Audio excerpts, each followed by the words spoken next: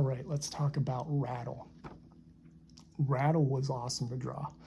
I drew him a while back. I met him. He was a presence who was very intimidating, and I was very cautious around him. So here's his likeness. They are these big, and I mean they're big. They're bigger than humans. They would probably, my guys are saying like 8 foot tall, 7, 8 foot tall.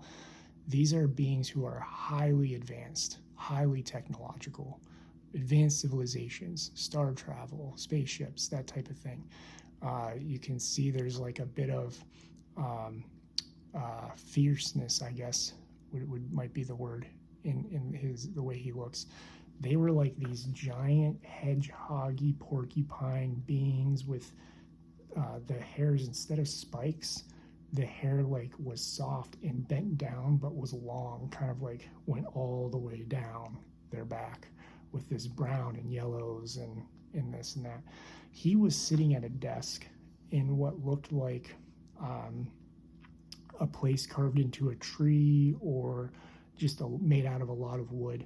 But it was basically like a desk, and he was sitting there and he was working on something, and I don't know if I ever found out what he was working on, but he started talking to me, and I was like, okay, I don't know about this. My guys were like, no, it's okay.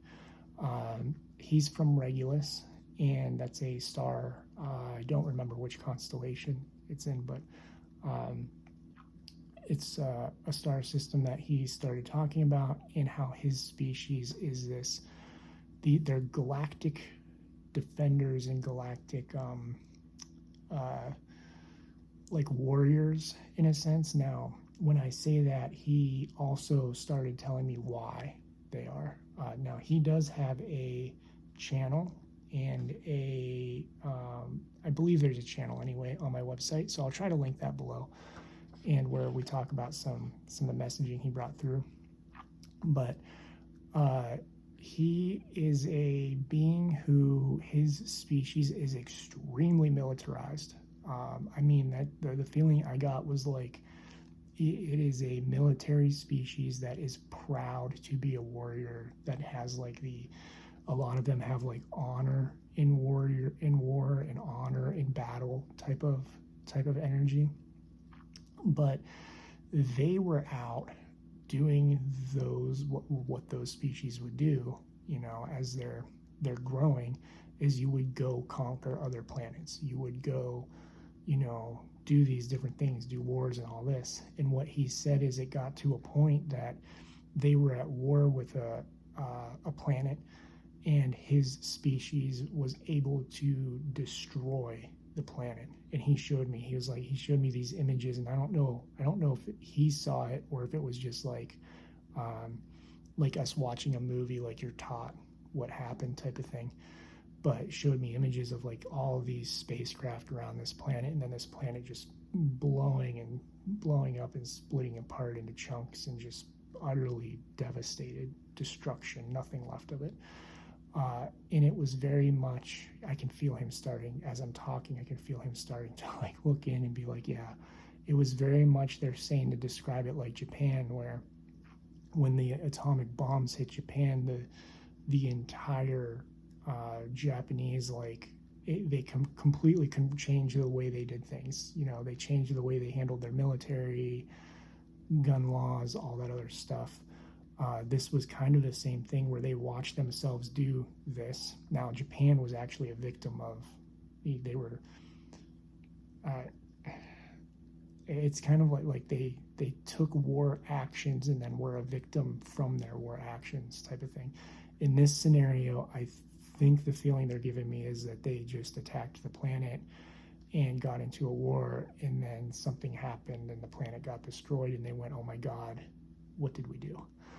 So their species is now still militarized, but their species is taken on this like vow of protection for races who cannot protect themselves. He's saying specifically they protect planets, because he tapped in while I was talking, like they protect planets now that cannot be protected by their own people. So they are now guardians and stewards and all of this to help other planets keep, the more malicious beings away, type of thing. So he was very cool. Now he's like, again, fierce energy when he comes through, strong being, but nothing to be afraid of. So if you experience things like that, remember, always come back to what is the heart space. Are you feeling their intentions, or are you just feeling like the personality and energy of who they are? Because that fierceness does carry an energy. It does carry a kind of like caution with it, type of thing. And especially if you're not a warrior energy, if you're more like me, where you're more peaceful and more pacifist type of experience, these energies can give you a push because of who they are. Doesn't mean they're malicious. He explained his story. He explained what his people did. He explained why he's reaching out. And they're just part of this collective that protects planets now. So they completely shifted their society. And that's the thing people don't realize, is there is storytelling around different species and different labels and this, that, oh, these are bad because they did this. It's like, yeah, they did stuff. We did stuff too. We had World War II. We had the Germans doing some really horrible things. We had the Americans with atomic bombs. We had Americans with doing concentration camps too, historic, like those types of things. We had basically everybody in that space and time during the 40s was doing something to somebody else. It's like nobody was innocent back then, other than the people of the countries. It was more the militaries. None of them were innocent. So the point is, like, do you hold that against those people? No, people don't hold the Germans of today hold a accountability or have a grudge or have hatred because of that. You don't do that, because that wasn't them. It wasn't who they were. So when you're reaching out to these beings, remember, some of them have completely shifted and changed into more benevolent roles, more protective roles, and they still keep that militarized. Like, they're very clear. They are still a militarized race. They are still a very, very militarized race that can be very destructive. High technology, advanced technology.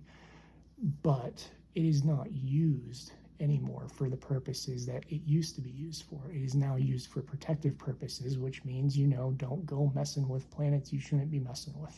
Not from our from an individual standpoint, but from if we get, not if we already have it. I'm confident we already have it.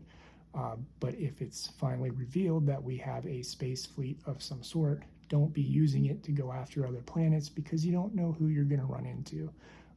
There are protective races now, and some of them will protect using their might. And in using their might, they are not doing something out of maliciousness. They are doing it to protect for the benevolence of the beings on that planet. But they have great honor and great respect and honor and joy and love and all those things, because that's who they are. And so that's why they do it. They didn't get rid of the war aspects because they can't. It's not in their authenticity to remove that aspect from them, but they can utilize it in a way that is actually benevolent.